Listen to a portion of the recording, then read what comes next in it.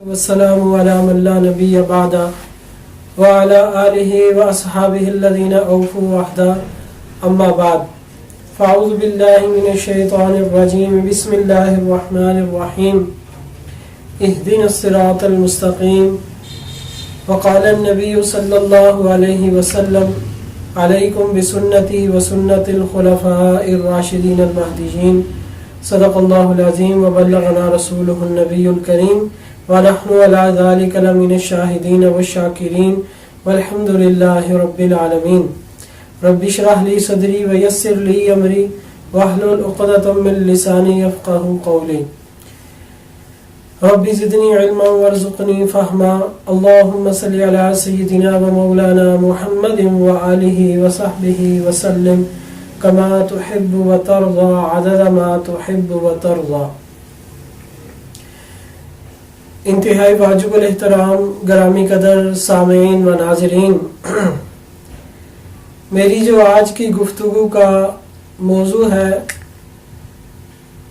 وہ انجینئر محمد علی مرزا کی ایک ویڈیو ہے، اس پر میں نے آج تھوڑا سا تبصرہ کرنا ہے اور آپ حضرات کو بتانا ہے کہ کس طرح یہ شخص جو ہے وہ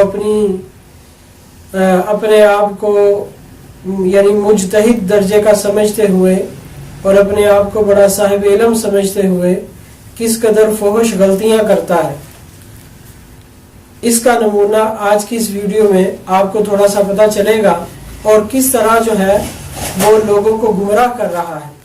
بلکہ یوں سمجھیں کہ یہ باطل کا اعلی کار بن کر جو ہے یہ استعمال ہو رہا ہے کہ باطل کے نظریات کو آگے پھیلانے میں جو ہے اس نے ایک نیا انداز اختیار کیا ہے، جس کو یہ کہتے ہیں جی ہم صالحین کے منہج پر جو ہے چلتے ہیں ہم، اور جو کتابی مسئلے ہیں ہم وہ بتاتے ہیں. تو اب میں آپ کو اس ویڈیو میں بتاؤں گا کہ یہ کتابی مسئلے بتا رہا ہے یا خود کو بابا بناتے ہوئے بابائی مسئلے بتا رہا ہے، اور کس طرح جو ہے یہ قرآن میں اور احادیث میں تحریف کرتا ہے. بلکہ میں نے ابھی اس کا ایک کلپ دیکھا تھا جس میں یہ جو ہے علماء پر بڑا بول رہا تھا اور ایک مولوی صاحب نے ان کا جواب دیا تھا، تو اس کے جواب میں اس نے کلپ بنایا اور اس پر بڑا سخت انداز سے تبصرہ کرتے ہوئے کہ یہ مولوی جو ہے انہوں نے حدیثوں میں جو ہے وہ زیادتی کی ہے، اور خود اسی کلپ پہ خود جو ہے وہ ایک حدیث پڑھی اور اس حدیث میں جو ہے اس نے ایک لفظ ہی کھا لیا کہ حدیث کے پورے الفاظ ہی پڑھے. دوسرے علماء پر تو یہ الزام لگا رہا تھا کہ انہوں نے حدیث میں اپنی طرف سے جو ہے وہ لفظ ایڈ کیے ہیں، اور خود حدیث پڑھی ہے اور سامنے حوالہ بھی سکرین میں آیا ہے، لیکن خود حدیث پڑھنے کے باوجود جو حدیث کا لفظ تھا وہ اس نے نہیں پڑھا. یہ جو حدیث ہے نا جی، یہ انہوں نے ٹوٹلی آؤٹ آف کانٹیکسٹ کوٹ کی ہے اور اپنی طرف سے الفاظ داخل کیے ہیں. صحیح بخاری اور مسلم کی متفق علیہ حدیث ہے، جس شخص نے میری طرف کوئی ایسی بات منسوب کی جو میں نے نہیں فرمائی تھی تو وہ شخص اپنا مقام دوزخ میں دیکھ لے. ان علماء کو شرم نہیں آتی ہے، اپنی طرف سے حدیث میں الفاظ انجیکٹ کرتے ہیں. وہ کیا لفظ تھا کہ جو آپ صلی اللہ علیہ وسلم نے ارشاد فرمایا جو مجھ پر جان بوجھ کر جھوٹ بولتا ہے تو اس کا ٹھکانہ جہنم ہے. من کذب علیہ متعمدا فلیتبوأ مقعدہ من النار. متعمدن کے الفاظ اس میں موجود تھے کہ جان بوجھ کر جو مجھ پر جھوٹ بولے.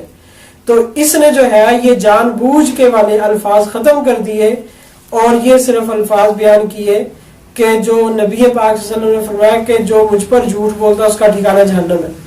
تو اب کیونکہ اس کو پتا تھا کہ اگر میں یہ لفظ بولتا ہوں کہ جان بوجھ کر، تو پھر جو ہے معاملہ جو ہے وہ صاف ہو جاتا ہے کہ جس کو یہ زیر کرنے کی کوشش کر رہا تھا تو ظاہر ہے کہ جان بوجھ کر انہوں نے ایسے الفاظ وغیرہ استعمال نہیں کیے. باقی جو انہوں نے استعمال الفاظ کیے جو بھی ہیں اس سے مجھے کوئی سروکار نہیں، تو وہ خود اپنا جواب دیں گے. لیکن میں نے صرف آپ کو یہ مثال دینی تھی کہ خود تو دوسروں پر یہ الزام لگا رہا ہے کہ یہ حدیث کو جو ہے وہ حدیث میں رد و بدل کر دیتے ہیں، اور خود جو ہے وہ اسی کلپ میں اور اسی ویڈیو میں جو ہے خود حدیث میں تحریف کا جو ہے مرتکب ہو رہا ہے۔ اب اسی طرح جو ہے یہ میں نے جو آج کا میرا موضوع ہے اس کا کلپ دیکھ رہا تھا جس میں کسی نے سوال کیا کہ بھئی داڑھی رکھنا فرض ہے، تو اس پر جو ہے بڑے فخری انداز میں کہتا ہے بالکل داڑھی رکھنا فرض ہے، اس کا حکم اللہ نے قرآن میں دیا ہے۔ داڑھی کا باقاعدہ حکم ہے یا نبی علیہ الصلوۃ والسلام کی مشابہت کی وجہ سے؟ نہیں جی، باقاعدہ حکم قرآن میں ہے۔ سورہ نساء کی آیت نمبر 119 ہے، شیطان نے کہا تھا وَلَا آمُرَنَّهُمْ فَلَا يُغَيِّرُنَّ خَلْقَ اللَّهِ، میں لوگوں کو ابھاروں گا کہ وہ تیری بنائی ہوئی تخلیق کو بدلیں گے۔ اب مرد کو اللہ نے داڑھی دی، عورت کو دی ہے نہیں، تو مرد جب اپنی تخلیق بدلتا ہے تو شیطان کے راستے پہ۔ مسئلہ 33 ہے میرا، داڑھی کے اوپر آپ دیکھ لیں، داڑھی فرض ہے، داڑھی کو سنت کہنا چھوڑ دیں۔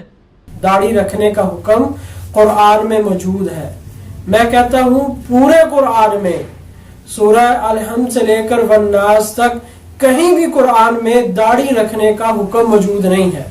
پھر آگے سے آیت پڑھتا ہے سورہ نساء کی آیت نمبر 119 کوڈ کی، جس میں اللہ تبارک و تعالیٰ فرما رہے ہیں فَلَا يُغَيِّرُنَّ خَلْقَ اللَّهِ، کہ یہ اللہ تعالیٰ کی تخلیق کو بدلیں گے، اور پھر اس سے جو ہے یہ کہہ رہے ہیں کہ یہ اللہ تعالیٰ نے حکم دیا ہے اور اس سے ثابت ہوتا ہے کہ داڑھی رکھنا فرض ہے۔ یہ بالکل قرآن پاک میں اس نے تحریف کی ہے اور یہ تحریف معنوی کا مرتکب ہوا ہے۔ کبھی اللہ تبارک و تعالیٰ نے کہاں یہ حکم دیا ہے کہ داڑھی رکھو؟ اس میں تو داڑھی کا لفظ ہی موجود نہیں ہے، اور جو آیت اس نے پیش کی ہے اس سے احتمال کے درجے میں استدلال کر رہا ہے۔ تو گویا کہ جو یہ سمجھا ہے، جو اس کا استدلال ہے، جو اس کی رائے ہے، جس طرح کہتے ہیں نا مختلف علماء کی رائے ہے اور یہ اپنے بابوں کی بات کو مانتے ہیں، تو یہاں یہ خود بابا بنا ہوا ہے اور دوسروں کو یہ کہہ رہا ہے کہ میری آپ اس رائے کو مان لو کہ اللہ تعالیٰ نے قرآن میں داڑھی رکھنے کا حکم دیا ہے۔ یہ تحریف معنوی کرتے ہوئے کہتا ہے کہ اللہ تبارک و تعالیٰ نے قرآن میں داڑھی رکھنے کا حکم دیا ہے، تو وہی قرآن میں تو کہیں بھی داڑھی رکھنے کا حکم نہیں ہے۔ باقی رہی وہ آیت جو اس نے پیش کی ہے فَلَا يُغَيِّرُنَّ خَلْقَ اللَّهِ، تو اس میں نہ تو داڑھی کا لفظ موجود ہے، اس سے زیادہ یہ کہا جا سکتا ہے کہ اس آیت مبارکہ میں کسی تفسیری اقوال میں کہ آیت کے عموم سے یہ ثابت کیا جا سکتا ہے کہ یہ جو داڑھی کاٹتے ہیں یہ خلق اللہ کے اندر تغیر کا ارتکاب کرتے ہیں، لیکن اس سے یہ کہنا کہ اللہ تبارک و تعالیٰ نے داڑھی کے رکھنے کا حکم دیا ہے اور داڑھی رکھنا فرض ہے، یہ بالکل 100% باطل ہے۔ تو اب اندازہ لگائیں کہ یہ اپنی رائے کو اللہ کا قرآن سمجھ رہا ہے اور اللہ کا حکم سمجھ رہا ہے۔ اب اگر کوئی آدمی یہ کہے گا کہ بھی داڑھی رکھنا تو فرض نہیں ہے، تو یہ اس پر فتویٰ لگائے گا کہ یہ دیکھو قرآن کا منکر ہے، کہ قرآن میں تو آتا ہے فَلَا يُغَيِّرُنَّ خَلْقَ اللَّهِ، تو یہ قرآن کو نہیں مان رہا۔ حالانکہ وہ قرآن کو تو مان رہا ہے، لیکن قرآن سے جو اس نے استدلال کیا تھا، جو اس کی رائے تھی، اس رائے کو نہیں مان رہا۔ تو یہ در پردہ جو ہے یہ وہی بات ہوگی کہ اپنی رائے کو یہ خدا کی رائے سمجھ رہا ہے، اپنی رائے کو یہ خدا کا حکم سمجھ رہا ہے، جو کہ 100% غلط ہے۔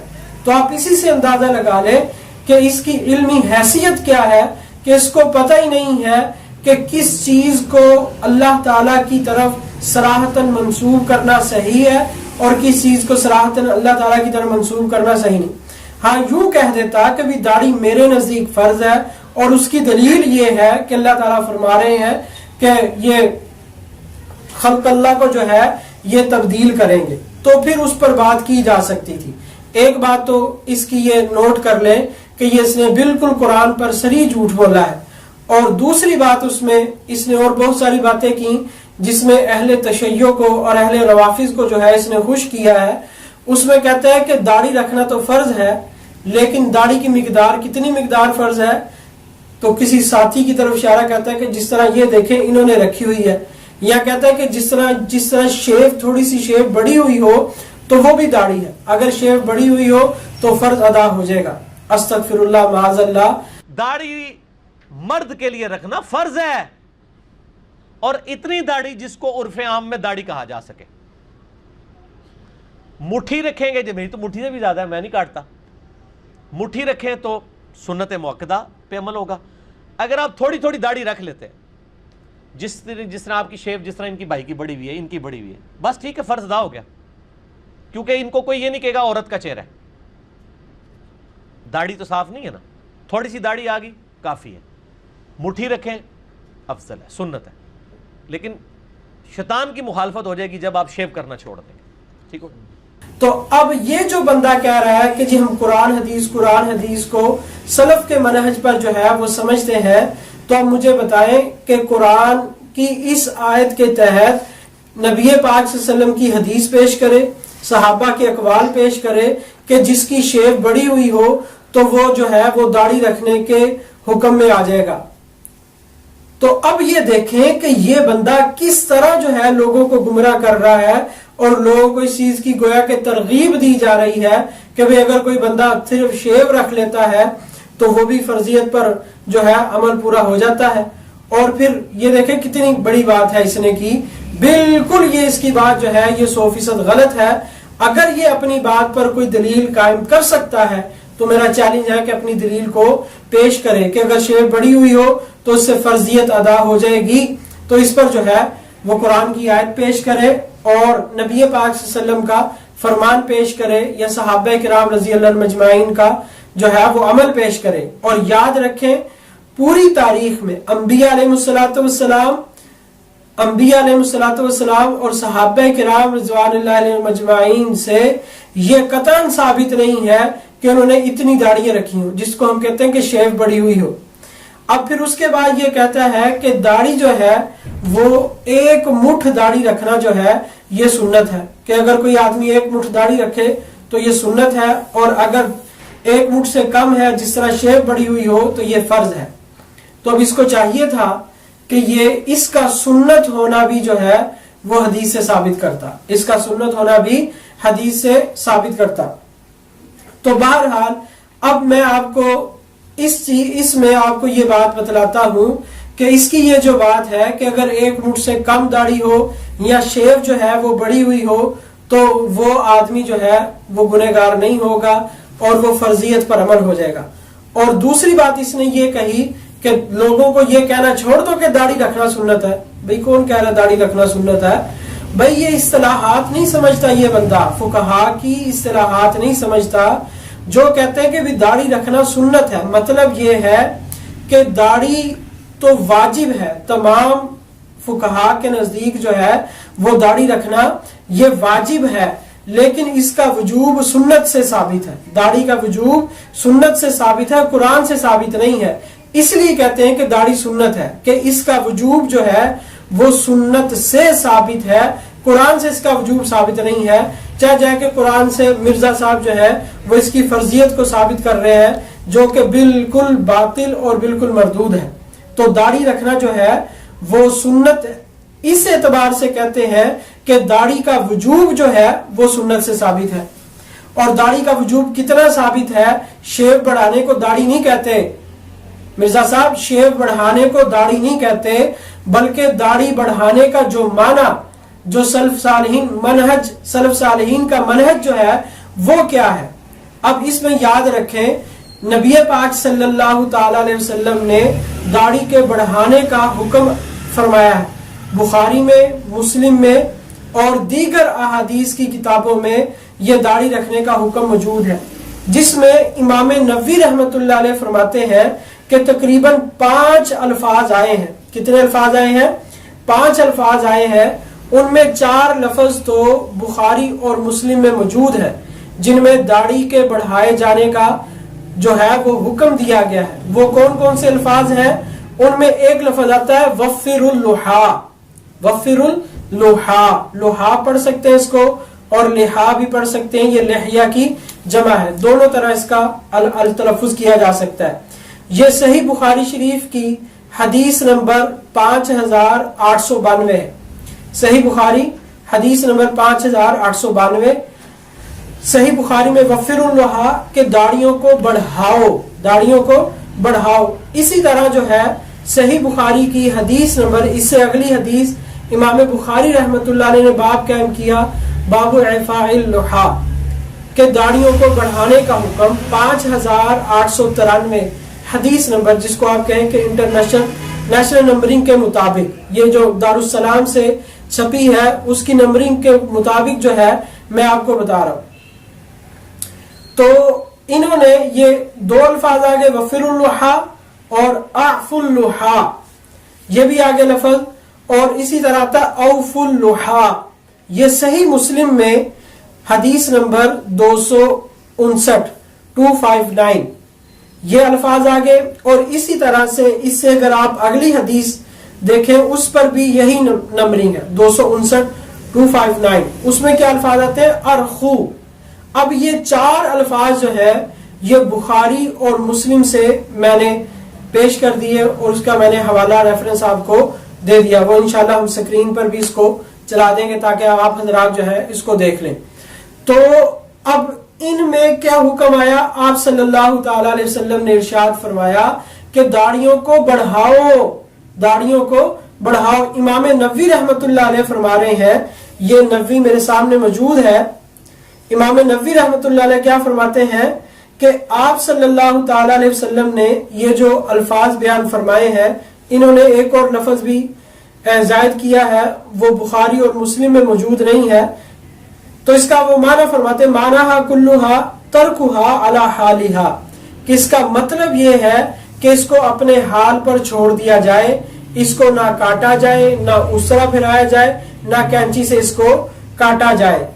ھذا ھو الظاہر من الحدیث الذی یقتضیہ الفاظہ، کہ یہی ظاہری حدیث سے اس کے معنی نکل رہے ہیں کہ جو حدیث کے الفاظ جس چیز کا تقاضا کر رہے ہیں وہ یہ ہے کہ داڑھیوں کو جو ہے وہ اپنے حال پر چھوڑ دیا جائے.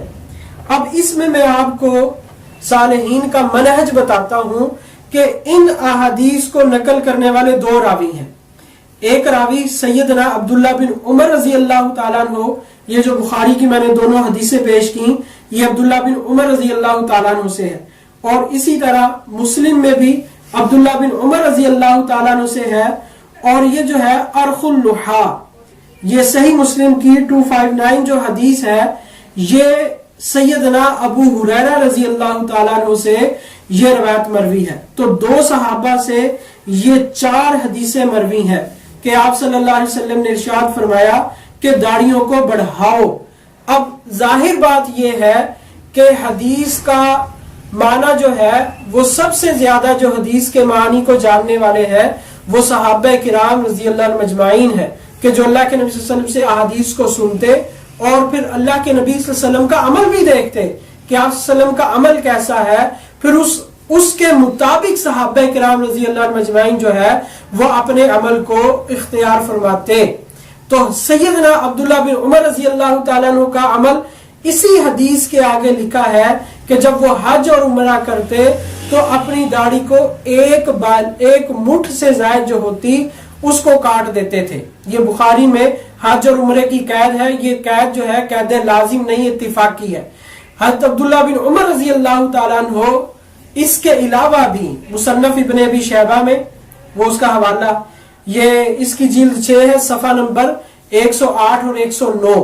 اور اسی طرح کتاب الآثار امام محمد رحمت اللہ علیہ کی روایت سے، اور کتاب الآثار امام ابو یوسف رحمہ اللہ کی جو روایت سے ہے اس میں بھی یہ روایت موجود ہے کہ عبداللہ بن عمر رضی اللہ تعالیٰ عنہ جو ہے وہ ایک مٹھ سے زائد جو داڑھی ہوتی وہ کاٹ دیتے تھے. تو انہوں نے یہ اس حدیث کا معنی تشریح جو ان کے عمل سے اس حدیث کا معنی متعین ہو گیا کہ داڑھی کو کتنا بڑھانا ہے اور کس مقدار سے کم جو ہے وہ نہیں کر سکتے. تو اس حدیث مبارکہ سے اور سیدنا عبداللہ بن عمر رضی اللہ تعالیٰ عنہ کے اپنے عمل سے معلوم ہو گیا کہ یہ داڑھی کا جو بڑھانا ہے وہ ایک مٹھ تک تو داڑھی کا بڑھانا جو ہے وہ ضروری ہے. ایک مٹھ سے کم کو جو ہے وہ داڑھی کو نہیں کاٹا جا سکتا. اور پھر دوسری روایت جو ہے سیدنا ابو ہریرہ رضی اللہ تعالیٰ عنہ سے جو مروی ہے کہ آپ صلی اللہ علیہ وسلم فرمایا کہ داڑھیوں کو بڑھاؤ. خود سیدنا ابو ہریرہ رضی اللہ تعالیٰ عنہ کا عمل مصنف ابن ابی شیبہ یہ جلد 6 صفحہ نمبر 108 اور 109 پر موجود ہے کہ وہ ایک مٹھ سے جو زائد داڑھی ہوتی تھی اس کو کاٹ دیتے تھے۔ تو اس سے کیا پتا چلا کہ انجینئر محمد علی مرزا نے جو بات کہی ہے وہ اس کی بات جو ہے یہ سنت رسول اللہ صلی اللہ علیہ وسلم کے بھی خلاف ہے اور سنت صحابہ کرام رضی اللہ عنہم اجمعین کے بھی خلاف ہے۔ اور آگے بے شمار حوالہ جات ہیں محدثین کے اور دیگر صحابہ سے بھی آتا ہے کہ ایک مٹھ داڑھی سے زائد کاٹنے کا تو ثبوت ہے، لیکن داڑھی خشخشی رکھ لینا اور شیپ بڑی ہوئی ہو اس کو داڑھی نہیں کہا جا سکتا۔ اور یہ اللہ کے نبی صلی اللہ علیہ وسلم کے جو فرامین ہیں جو بخاری میں، مسلم میں، سنن نسائی میں اور دیگر کتابوں میں جو احکامات اللہ کے نبی صلی اللہ علیہ وسلم نے داڑھی کے بڑھانے کے دیے ہیں، یہ ان تمام احادیث کے خلاف، صریح خلاف جو ہے یہ انجینئر محمد علی مرزا کی جو ہے یہ گفتگو تھی جو اس نے ان تمام احادیث کے صریح مخالفت کرتے ہوئے کہا ہے کہ اگر کوئی آدمی تھوڑی سی بھی داڑھی رکھ لے جو ہے تو وہ اس کا فرض ادا ہو جائے گا۔ تو اس سے آپ کو معلوم ہو گیا ہوگا کہ کس طرح سطحی علم ہے کہ بھی ایک بات کو لے لیتا ہے، پھر اس کی عقل میں جو بات آتی ہے اس اپنی عقل اور اپنی رائے کو وہ قرآن اور حدیث کہہ رہا ہوتا ہے کہ اللہ نے حکم دیا داڑھی کے رکھنے کا۔ بالکل صریح جھوٹ اس نے بولا ہے، اللہ تعالیٰ نے کہیں حکم نہیں دیا۔ تو اللہ تعالیٰ سے دعا ہے۔ اب دیکھیں قرآن پاک میں آتا ہے کہ جب مسئلہ نہ آتا ہو تو فَاسْأَلُوا أَهْلَ الذِّكْرِ، تو اہل الذکر سے یعنی علماء سے مسئلہ پوچھ لیا جائے۔ اور اسی طرح حدیث پاک میں آتا ہے کہ علماء انبیاء کے وارث ہیں اور انبیاء جو ہے وہ اپنی وراثت میں علم چھوڑتے ہیں۔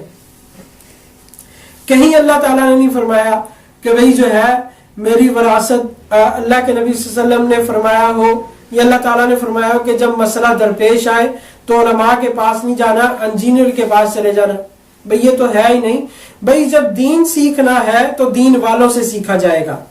اس لیے عبداللہ بن مبارک فرماتے ہیں کہ تم دیکھو کن لوگوں سے دین کو سیکھ رہے ہو۔